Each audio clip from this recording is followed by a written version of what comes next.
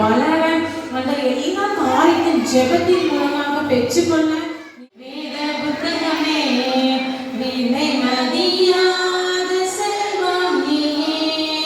வேத புத்தகமே வேத புத்தகமே விலை மதியாத செல்வம் நீயே. நித்தம் நித்தம் வாசித்தால் புத்தம் புது சத்திய சொல்லும் வேத புத்தகம் கால்களுக்கு தீபமாய் பாதைக்கு வெளிச்சமாய் வழிகாட்டு வேத புத்தகம். நித்தம் நித்தம் வாசித்தால் புத்தம் புது சத்திய சொல்லும் வேத புத்தகம் கால்களுக்கு தீபமாய் பாதைக்கு வெளிச்சமாய் வழிகாட்டு வேத புத்தகம். வேத புத்தகமே வேத புத்தகமே விலை மதியாத செல்வம் நீயே. வேத புத்தகமே வேத புத்தகமே விலை மதியாத செல்வம் நீயே. நித்தம் உன்னை போதித்து சத்தியத்தை நடத்தும் வேத புத்தகம் பாவத்தை வெறுக்க உண்மையை நடக்க வழிகாட்டு வேத புத்தகம். கலகலரா பரிசுத்த விண்ணி ஏழுநிற மன்னகனோடு ஆண்டவருக்கு சொல்லி வெளிச்சான்.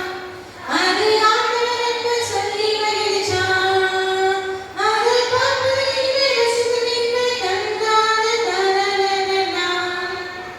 அதை பார்ப்பதிலே ரசித்து நின்று கண்டான தரரரனா.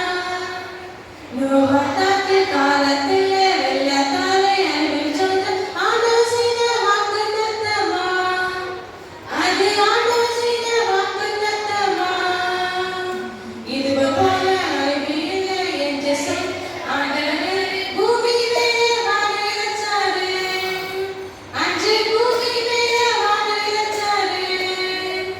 அதை பார்ப்பதிலே ரசிப்பதிலே கண்ணான தானதனா.